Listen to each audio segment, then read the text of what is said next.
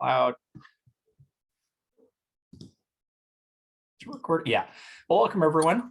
Thanks for joining us this morning. We have Laura Giurge from the LSE, from London School of Economics, coming to join us. Super happy to have her talking about email urgency bias and her fascinating research on email work, the role it plays, the relationship we have with it.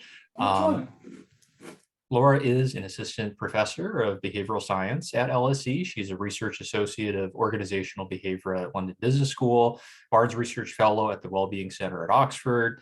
Her research focuses on management behavioral science, including topics such as time, well-being, gender equality, leadership, and the future of work.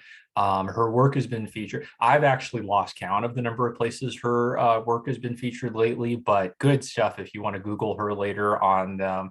I've seen it in Wired and Wall Street Journal, and she's around. So I think she's very Googleable right now, but I think that's it out of me. Like, we'll hopefully keep this kind of interactive. Laura will have some slides and things. If you have questions, feel free to raise your virtual hand or add in the chat. We'll keep an eye on everything, and then let's just see how it goes. So welcome, Laura. Thank you so much for joining us. Hello, everyone, and thank you so much, Tyler, for inviting me and for that wonderful presentation. I am excited to be here to present some of my research to you.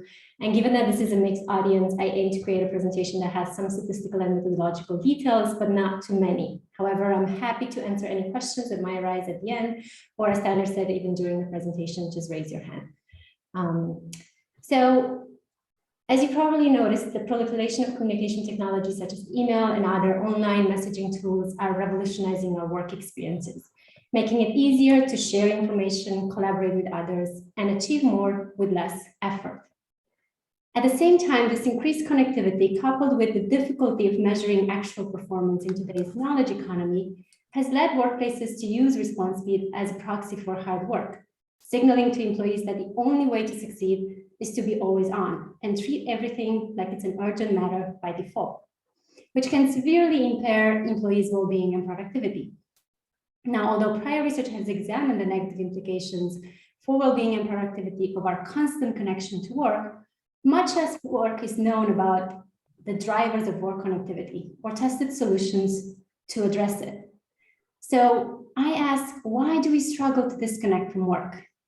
And an intuitive reaction is perhaps to blame technology for keeping us connected to our work. However, I would argue that how we engage with our technology can influence not only ourselves, but also others. In particular, today I want to zoom in on a recently published paper with Professor Vanessa Bonds from Cornell University, in which we provide evidence that we tend to overestimate the urgency of non-urgent of our emails, and further show how being explicit about our email expectations can help others maintain desired work-life boundaries. Now, there are several reasons why we focus on email communication. First of all, email communication is one of the primary and preferred means of communication at work.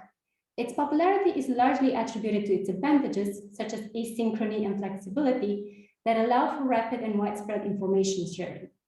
However, these very advantages have transformed email into a unique job demand and a symbol of stress because it facilitates anytime sharing or requesting of input. So for example, an average employee shares about over 100 emails each day. And in our own analysis of a large representative sample of US employees, we found that more than half of those emails were sent or received outside normative work hours. And what's more, during the initial months of COVID-19, some research found that email traffic outside work hours increased by 8.3%. Now, arguably, most of our emails do not require an immediate response, but there's some research suggesting that many employees typically reply within the hour, and about 32% indicated they would reply within 15 minutes. Over the past decade, our expectation of these quick responses via email have been codified into workplace norms about continuous connectivity and instant responsiveness.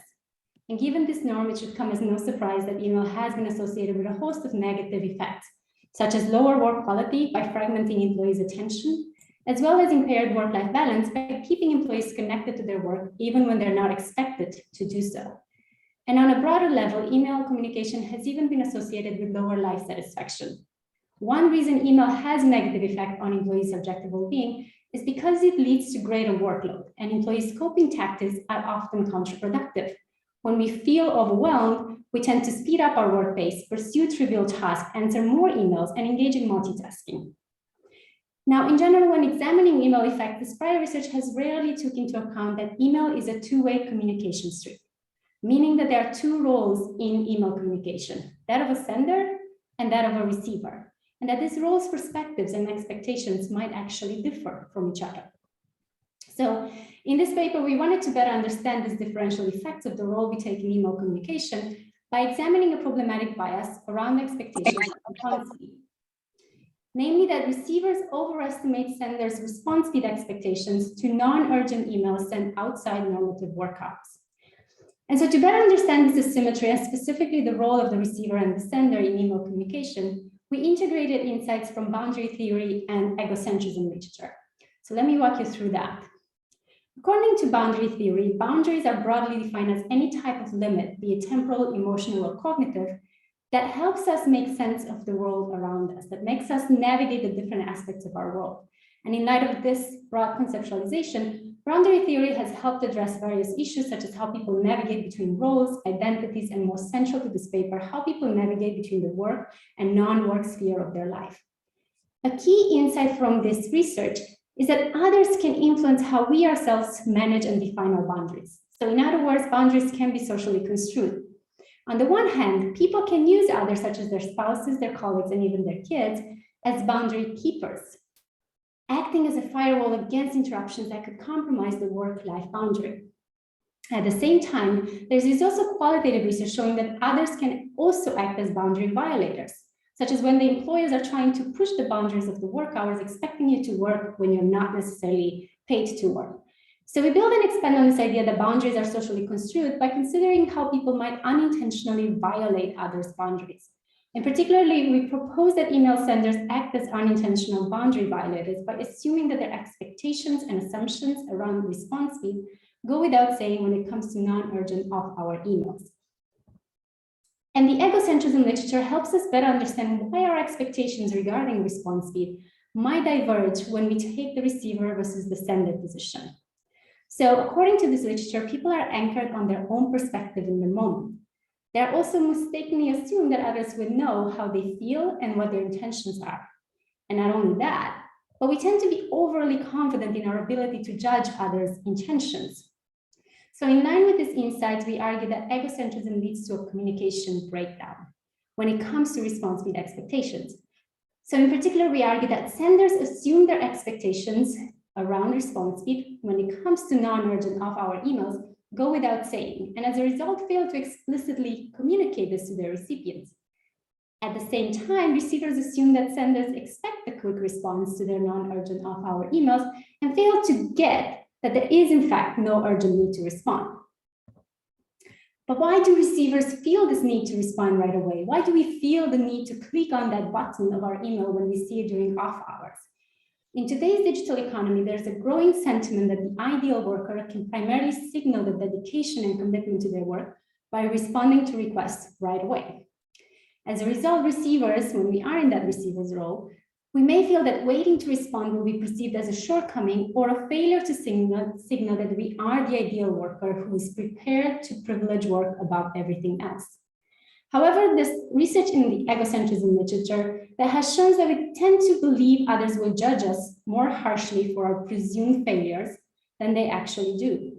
So in other words, when we receive a work email outside work hours, we might overinflate its importance, and as a result, we might perceive the negative consequences of not responding right away as being larger than they actually are, and as a result, feel compelled to reply right away.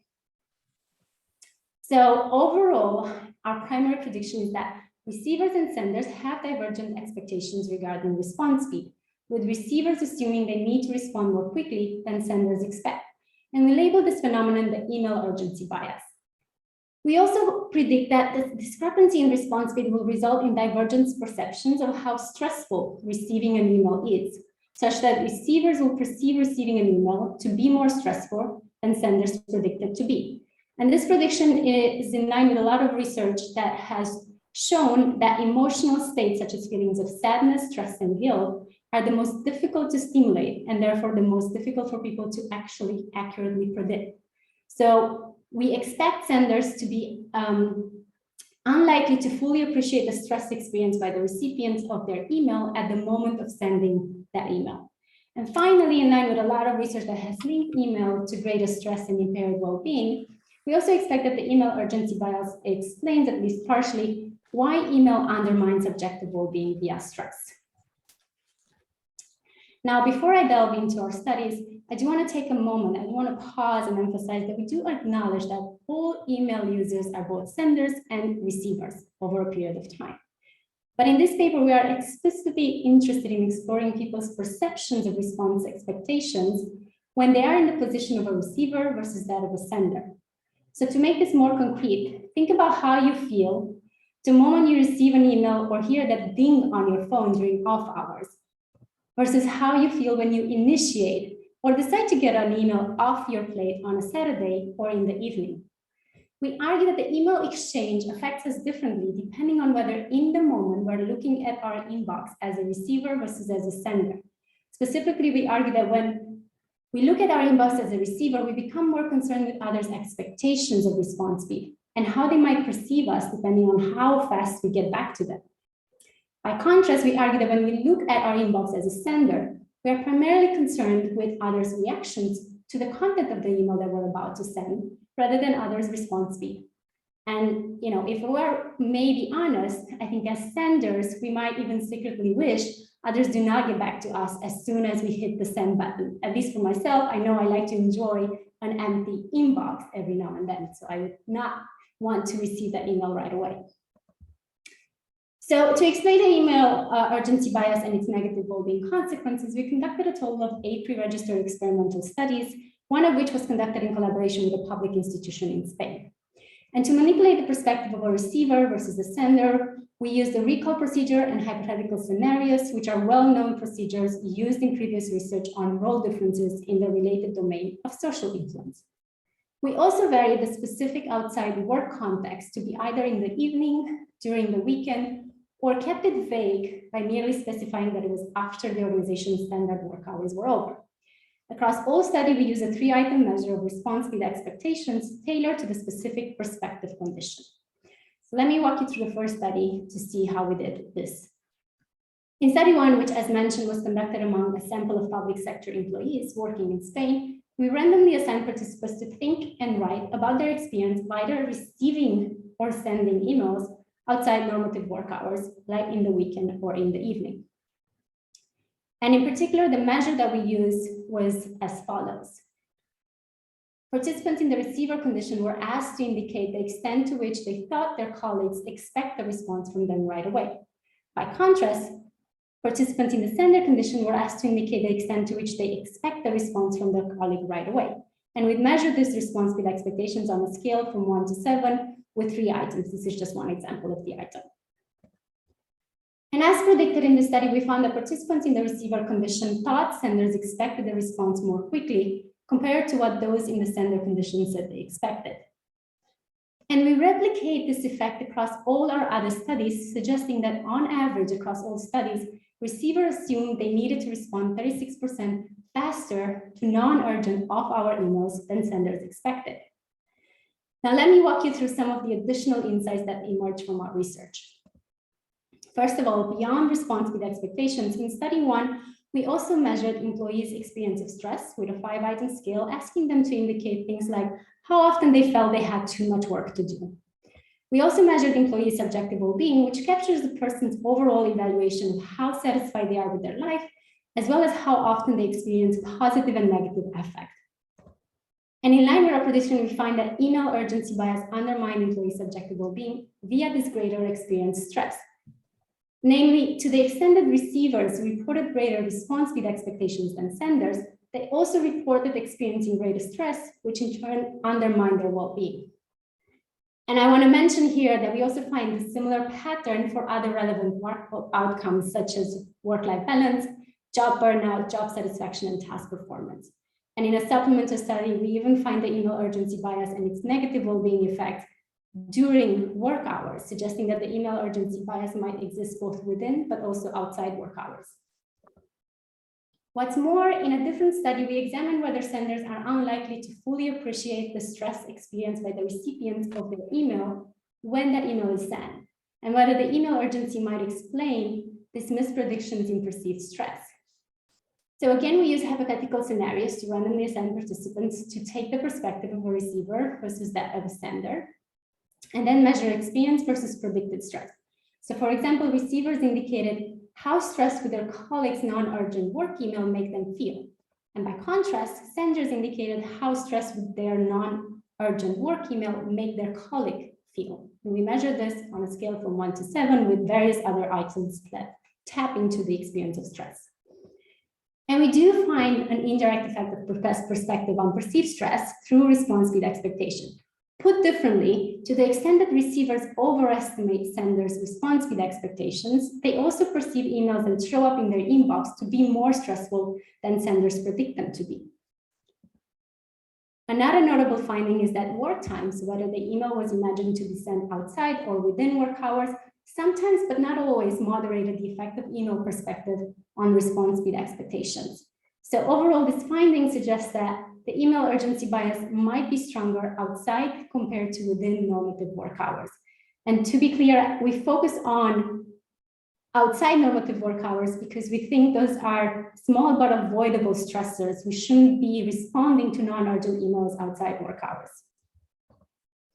So what can you do to correct this bias? Well, I want to come back to this idea that there are two roles in email communication.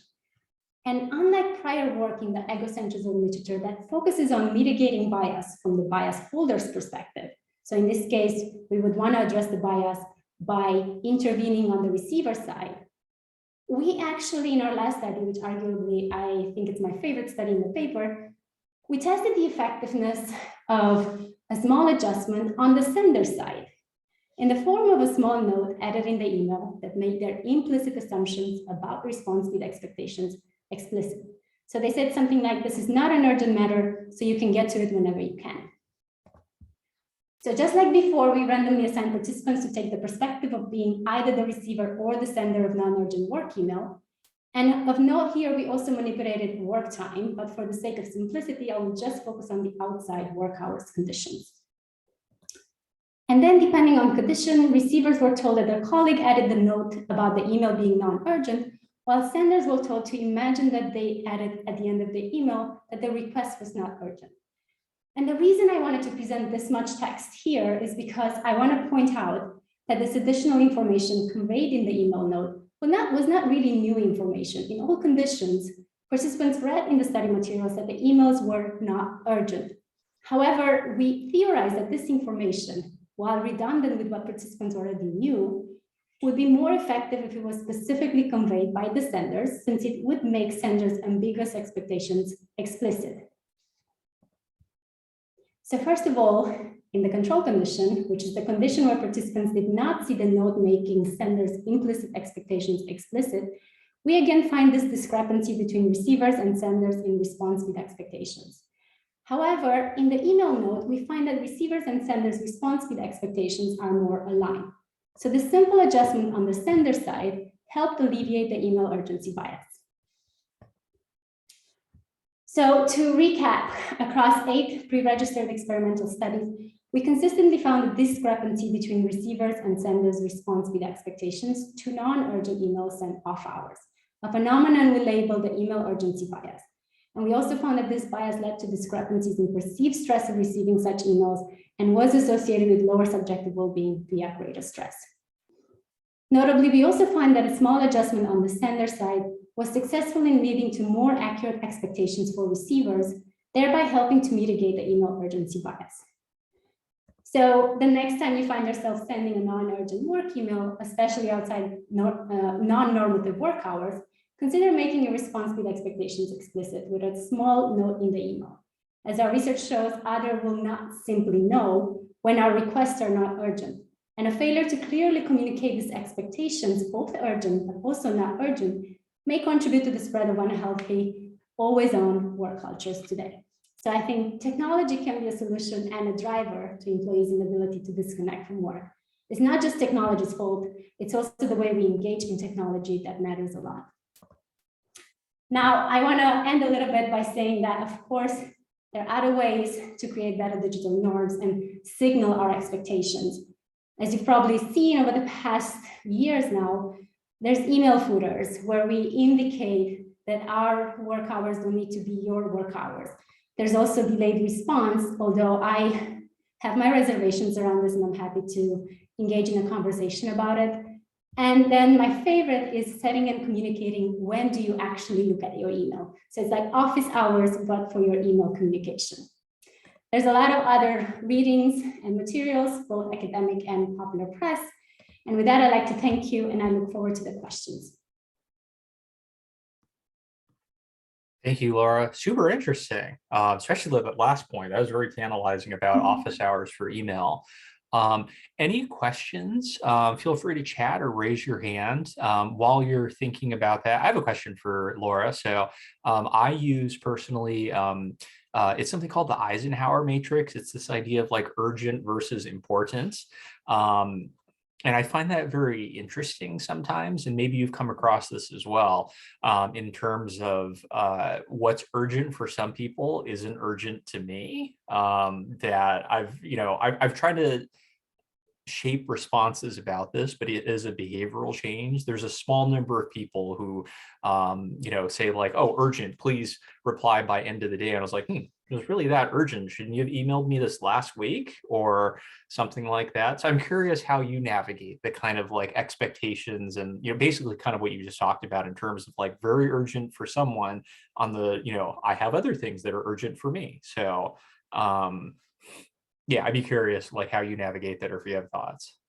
Yeah, it's a great question. And we specifically focus on how we tend to not realize the value of signaling non-urgent expectations.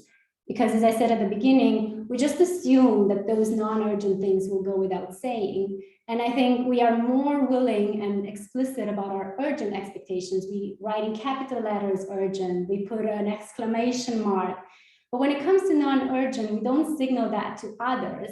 And so that's where the miscommunication break and the communication breakdown can come in. So what I tend to do is if someone hasn't explicitly told me when they need a certain output from me, or whether that's urgent or not, I will try to really ask, can you give me a deadline, or is this urgent or not? Because otherwise I might misinterpret its urgency. And as I said, we're in this world where we feel that everything is kind of urgent. And I like that metrics because I think if we're looking at it, we just think everything is urgent. We kind of lost our ability to prioritize things nowadays. And I think a bigger implication of this research I like to think is that it kind of signals the importance of signaling the expectations. And even if it feels uncomfortable to say that something is not urgent, which makes you feel like, oh, I need to label my own request as not urgent, which we equal maybe with importance. I think it's important to realize that it helps to, help others maintain those boundaries for themselves by signaling clearly when something is not urgent, because not everything can be urgent. Then we're not really prioritizing the different work tasks that we want to do. I'll stop sharing so we can have a conversation. Great. Yeah, we got a few comments, and then I think Quadwo, you had your hand raised. Did you want to chime in? Nice to see you again. Hi. I was very intrigued by the title of the presentation, so I signed up quickly. Thanks for putting this together, and thanks for the presentation, Laura. I think so. From what you presented, my question is, how does the concept of power imbalance, whether perceived or actual, come into play?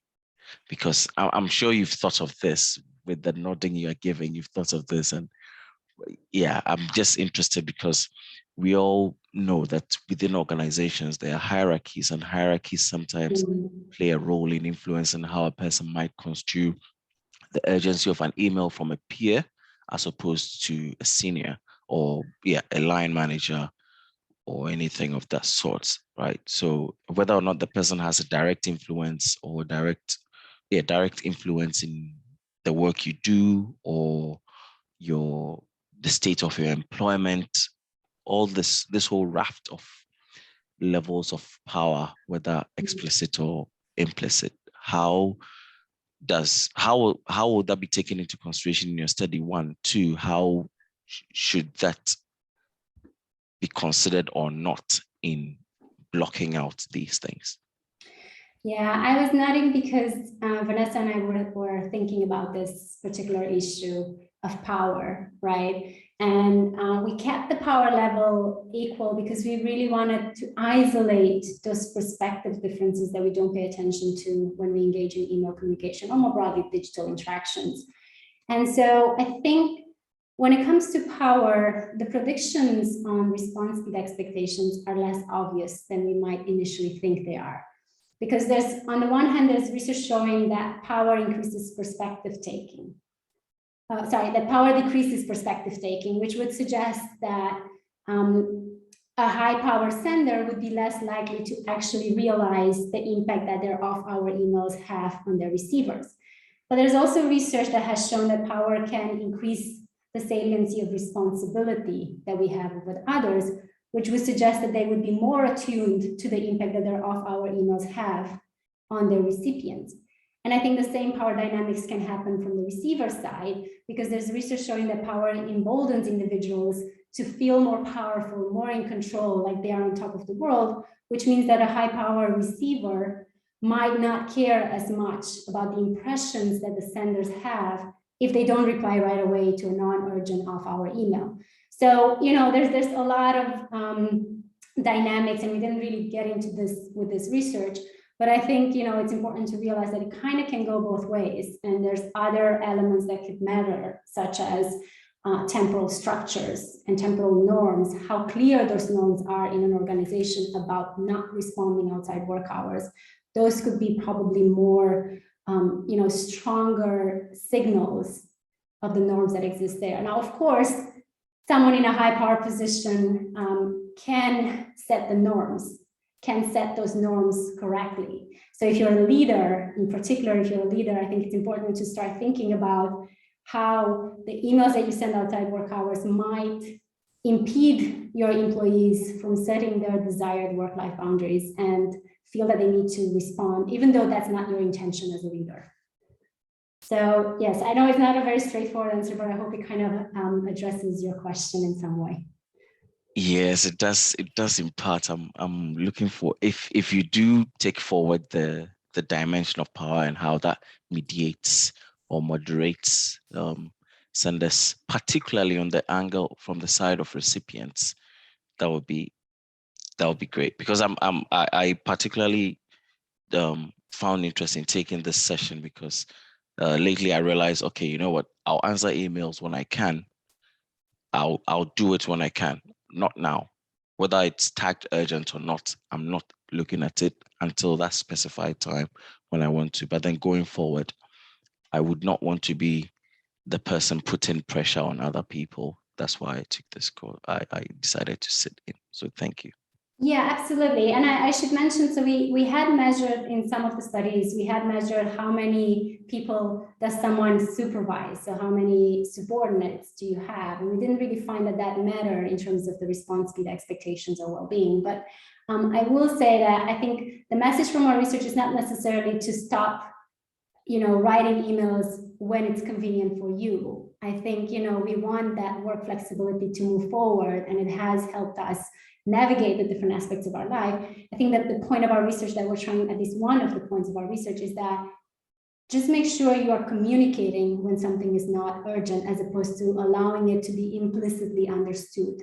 Because as our research showed, others will not really know what you mean, especially with low urgency. And I think we underestimate ourselves the importance of saying something is non-urgent. We do that with urgency, but rarely, at least I've never seen an email come across until I started to do this research, where someone would say low urgency. So I myself started to really put in the email signature or in the email note, this is not urgent. And I think that's how at least I start to kind of create those norms. And people have come back to me and said, this is really helpful. Great. And I think, Laura, that touches upon, I'm going to combine Hania and Ellie's comments here. And they have questions, again, combined. If only some of the messages I receive say they're not urgent, then they will get deprioritized. And in situations where people are overworked, there's a chance they will then never get dealt with. So they're put more on the aspirational pile that we never seem to make time for. How can we manage so that we do make time for these sort of things? So there's the risk of, again, like we talked about earlier, urgent versus important, and how do we not have those things necessarily fall through the cracks? So let me understand a little bit the question. Do you mean how do we make sure that important issues don't fall through the cracks, or? I guess Ellie is asking about those kind of non-urgent emails. So if I were to send you something that says like, oh, this isn't urgent, so get back to me whenever, which we kind of did actually while organizing this talk, in terms of like, oh, busy with life stuff and these sort of things, like, sure, get back to me in a month, that's fine. So maybe there's part of an answer in there. But what happens when those are kind of deprioritized, when we have to basically do information triage? How do we make sure that we just don't simply forget about those kind of less urgent emails? Yeah, I see what you mean. And it's interesting because I myself feel that like I struggle to prioritize things because I don't want to let other people down. And so I struggle to really prioritize things in that sense. What I started doing is try to create a folder. I mean, it's a very practical advice, and I'm happy to hear other people's take on this. But I started to create a folder where I try to keep the emails that are not urgent and I get back to them. I also try to have a day when I really empty my inbox. I'm an inbox zero person, which it's quite hard to keep nowadays, but I do try to engage in emptying my inbox when I feel like I haven't ignored important issues, because we aren't talking about this, but in a different project, we're looking at this tension that employees feel between having to really achieve both important and urgent tasks. And of course, both important tasks like creative work and things that really require uninterrupted attention are really the things that move the organization and our professional goals forward. But we tend to deprioritize them for the urgent things, the things that are easy to take off our plate, because it also makes us feel immediately good that we just cross things off. So that tension between having to do both is really present and salient today, especially in knowledge work. But I think it's important to realize that if we deprioritize the important work and prioritize only the urgent ones, we are not really pushing the organizational goals forward. We're not pushing our professional goals forward, because we'll never have that big amount of time that is uninterrupted to really delve into it. So we need to start carving that time for ourselves to get into the important work. So I think it's a valid point that we feel uncomfortable to deprioritize certain things. But I think we need to also think about the things that we're deprioritizing that might be important if we are prioritizing the urgent ones. So, there's ways around it by creating folders and making sure you have a day or some hours, like office hours, but email office hours, when you get to those less urgent things. And what I started to also do is ask people if I didn't get back to them within the time that I said I would for non-urgent things, that they should just get back to me. And if it's urgent, if that non-urgent issue becomes urgent, we have phones, we have other tools to get to the things that we need. So it's interesting that the email has become this synchronous communication tool when it's meant to be asynchronous and allow us to engage with it whenever we have the time to do so. Yeah, I think, and thanks, Tracy, for mentioning the with regards to the not urgent messages sort of thing, giving a deadline, which is sort of what I do. I use an app called OmniFocus, which is on Mac and iOS, and it has like a defer sort of thing to be like, I'm not going to get to this today. And it is a little aspirational, like we talked about. I was like, nope, this isn't going to make my top 20 things today. So I take advantage of that sometimes, but I also need to clear that out, do the inbox zero thing. Our chat is blowing up a little bit on this question of email versus chat, which is interesting because we're conducting this over chat. So Laura, do you want to talk a little bit about, we all work on teams here within the university. Some of us use Slack. I use Slack and ThinkLab to manage our teams and these sort of things. So there's this different, right? Synchronous, asynchronous, how formal is it? What sort of boundaries can we have on this? Like, do you have any thoughts on that might relate to your findings with email? Yeah, absolutely. And it's something that we thought about and touched upon a little bit in our paper. But I think, so one of my favorite things to say is that I've seen organizations kind of turn to technology as a way to solve any ongoing issues that they might have. And they just introduce the technology and expect it to do its job, to do its miracles. But I think we need to realize we need to also engage in the norms that we expect around those communication tools. For instance, we need to have a conversation about what do we want to use email for? What do we want to use Slack for? What do we want to use chat for? And really set certain clear norms around when and what do we use those things for. And we focused on email for several reasons, as I was mentioning at the beginning. It's, because it's asynchronous in theory, which should allow employees to have greater autonomy over when and how they work. And despite this, we've seen across the past years that has become a job demand. And there's this expectations around email communication that we are expecting a response to the email as soon as it arrives in the inbox of someone else. And we think similar discrepancies might emerge for other means of communication if we don't clearly set the norms for those different communication means. What do we want to use them for? And, communicate clearly the level of urgency. So it's possible, I think, that, again, can go both ways. I think, the discrepancies in response speed expectations could be less strong on instant or synchronous means of communication, such as Teams or chat, because the expectations on both sides might be clearer that it's, expected to be an ongoing chat. If I engage on WhatsApp, for instance, I kind of feel like it's an ongoing conversation. So I feel like I need to respond much faster. So, we might be more aligned in terms of the response speed expectations between myself and the recipient. But those expectations could be more divergent in those synchronous communication tools because we have this expectation of an ongoing dialogue. So, I think it could be stronger, but also weaker, to be honest. And the way to solve it is to just really have a conversation, maybe an ongoing conversation about what do we want to use each digital communication tool. I heard someone say this, and I thought it was a really interesting concept of digital wellness, where we really set the norms about how we're going to use each digital tool that we have.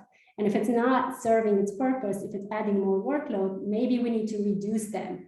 There's fascinating research on the idea that we focus on adding things as a response to problems and issues and challenges.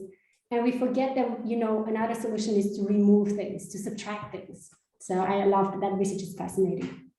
Yeah, interesting. And thank you for Leslie for sharing the link for the SharePoint thing. That is a kind of a good flow chart there in terms of what tools, especially relevant for those of us that manage teams and manage people, because we are setting the tone for these sort of things. Catherine's got an interesting question that this relates to the WhatsApp thing a little bit too.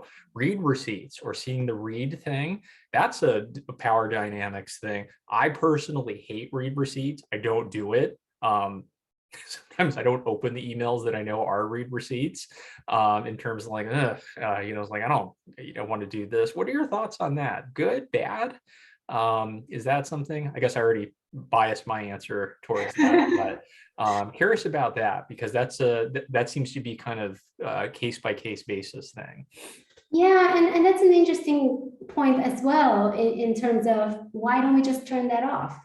Why do we need to see, or, it kind of feels like we need control over other people's time. And if they're not responding when we send them, then we feel like, they don't care about us. We start to really spiral into the negative assumptions, and we kind of assume that they don't care about us when they might just be going through other stuff, coming back to this egocentrism literature where, we're really bad at knowing what the other person feels and what their intentions are.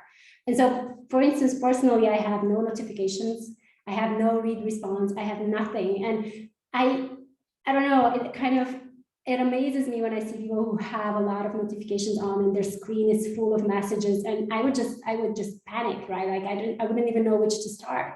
So instead, I have no notifications, and I decide with which app and with which technology to engage when, assuming that if it's urgent, someone would call. Yeah, that's something we touched on before that covers my research, and we might do another one on digital distractions and notifications if there's time to do that later this term. Yeah. Another Christine, and oh, sorry, go ahead. Yeah, I just wanted to touch point a little bit on that, the digital distractions, because it's such a fascinating topic. It's also something that happens at a cognitive level. We just don't realize how big of an influence it has on our ability to concentrate and focus and really do deep productive work when we just quickly look at our email for a second, or we just glance over our phone for, oh, there's a new message, there must be something important, let me just look at it. And we think it doesn't really impact us that much, but there's research on attentional residue, which tells us that it takes a couple of minutes, like up to 10 minutes, to switch from the previous task to the new task. So if you're glancing at your phone, it will take you a while to really get back into what you were doing at the beginning. And that just really decreases the quality of your work. So yeah, it's a fascinating topic, the digital interruptions, but just in general interruptions. It is, yeah. Catherine or Nat, if you're available, we had Gloria Mark, who, she was one of the email multitasking people that talks about this specifically. She and I chatted about this, multiple tabs, what happens when you have 50 tabs open and all of that. That was a really good talk too for anyone interested in that topic. Christine and a couple of other people have talked about, these questions are so interesting. We can go on and on with this. Christine and others have talked about the delay send, which I think, send later, which is built in the Outlook. You can do that on Gmail too. I find that really useful. I use it strategically too when people are out of the office and I'm like, well, I'm going to send something, but they're not going to see it. So I'll wait until they're back on Monday for the following week so that I make sure my thing doesn't get buried. But that is one of those kind of hidden functionalities, hidden in plain sight. But one of those things that I wonder, like, could that ease some of the burden, some of the bias on the sender and receiver side? I love that someone asked that question, because I wanted to delve into this a little bit more in terms of why do I have my reservations around whether it actually helps to, lower the stress that we feel around email and so forth. And I think it's a great tool, just to be clear. I really think it's a great tool, but in and of itself, it won't help to address this perspective differences in response to the expectations that we discovered in our research. And the reason is the following. I think it still focuses on the sender's feelings and the sender's control over their workload and when and how they respond. Because as a receiver, knowing that someone uses this delay feature, you might just expect on Monday that you're going to have a full inbox of emails coming in because there's this norm around using the delay feature. And you as a receiver, you're still left with the task of sorting through what's urgent and what's not urgent. So I think it's a great tool, but maybe used in combination with signaling the level of importance and the level of urgency in particular. So that, the receiver doesn't feel overwhelmed on a Monday or the next work day, that they're having all these emails that have come through the night, creating this, also expectation of a lot of email, which can create anxiety, but also needing to sort through them if the sender hasn't signaled what's urgent, what's not. Yeah, I think we'll try our best to get to everyone's questions. This is a good working example of why chat can be difficult sometimes in a live thing. I'm trying to keep track of everyone's, but it's hard to and combine at the same time. Thanks for sharing the chat from the Gloria Mark one. I'm going to combine Helen and GL's one because I think this is fascinating too, about busyness as a status symbol. Having worked in Silicon Valley and at a big search engine company in California, I relate to this very much. Here's an article that I thought people would like to see, but Laura, I'd be curious about your thoughts about like how checking email and being active, being online, the kind of like being green and available on Teams or chats and these sort of thing is kind of a way to,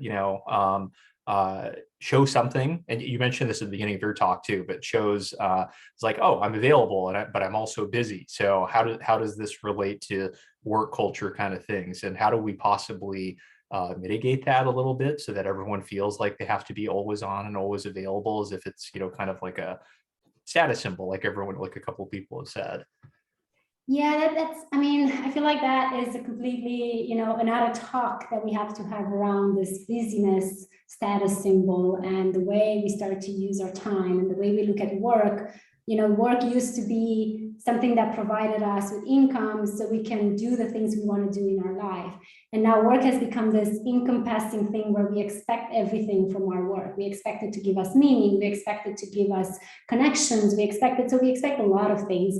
And I think the busyness status is something that developed across the past 50 years, actually, because there's an amazing economist. The Economist has an article on how in the past we used to look at someone who would say they have a lot of free time as being a high status individual.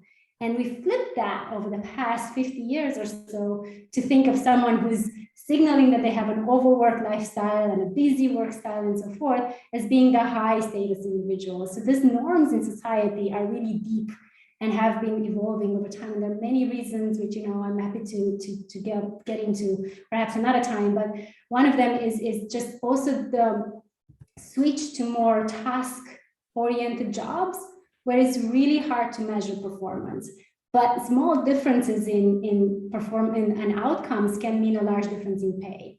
So when you can't signal the quality or the outcome that you produce, we kind of started to still use outdated metrics, such as face time, which leads to long hours at the office, but also this response speed, which I like to call the modern ideal worker, where how can we signal that we are committed and dedicated and that we're doing our work? Well, is to show that we're always on, is to show that we're always connected.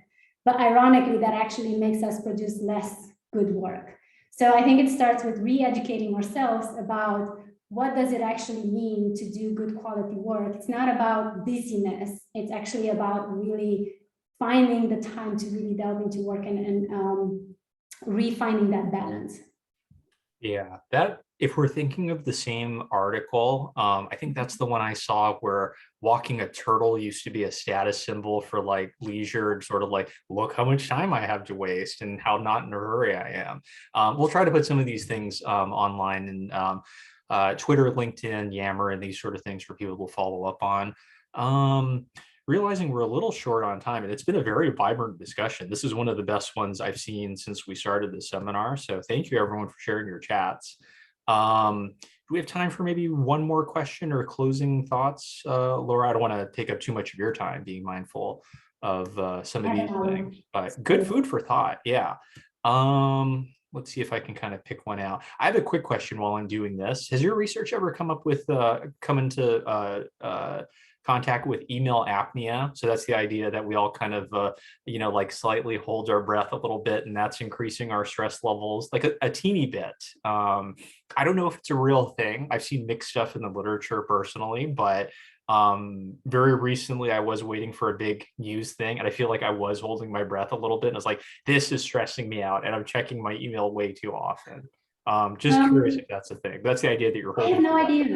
I have no idea. That's a fascinating thought. I have no idea. I can tell you how I sometimes react to email. It's like, to be honest, it's not the emails that are attuned to the things that I need to do and find important in my work. Like if I get an email from a co-author about a manuscript draft, which, writing in my job is one of the core things that I have to do, that doesn't necessarily stress me out. But it's the small admin things, the requests that are like, can you do that? Can you, those are the things that really, so it might be true. I haven't seen that research, but it might be true that our approach to email kind of makes us, but probably depends on what we have in those emails themselves. So yeah, it'll be fascinating to see that. Yeah, I'll endeavor to wrap up here. Jillian had to leave, but she says this is the best session she's attended in a long time. So that's nice to hear. That's hard to do around here. I agree. This has been very interesting. I would do this for another hour, but we'll have things to do and everything. I think you brought up a good point, Laura, that maybe we can use this as a wrapping up point, that a lot of us have core job things that email is a means to an end, not the end itself. Email is one of those things that kind of expands to how much time we have available. It's like, like email is not my core job. It's the stuff that I need to coordinate the actual things, the plans and the strategy and the writing and the working and all of this. I think that's true for a lot of us too. So kind of, I don't know, it's almost like we need some sort of framework that helps us decide in terms of like, and a reminder in terms of like, okay, this is just email, don't spend a lot of time on this, etc. But I wonder, like, are any of these things that you adopt, any last minute tips that you have for everyone about how you navigate your email and these sort of things? Oh gosh. Well, first of all, in line with my research, I did start to really signal things that are not urgent and really put it in the subject line if it's not urgent. And I realized it helps me because I know I've signaled to the other person, hey, you don't really have to respond to this. I feel like if I don't do that, sometimes people just feel like they have to respond right away and then it's back on my table. And I'm like that, but this was not urgent. So I start to really signal that. I also do that across other platforms, to be honest. And as I said, I don't have any notifications on because it really, I know the research on distractions, I know the research on interruptions. So I try to really be attuned to that. And my favorite one is the one where I haven't yet implemented this, but I've seen it at a colleague of mine who was saying that they're adding email in the email note. They're like saying, I'm checking my email between 10 and 11 and 4 and 5 every day. So the thing that does that, it sets the expectations clear. And I think it doesn't just help them as a sender, but it helps me to know that if this person hasn't replied outside those hours, it just means that they haven't got to their email yet. It's not that they don't care about the email that I send or the request that I put in. They haven't looked at it yet. So it also alleviates the stress on my side.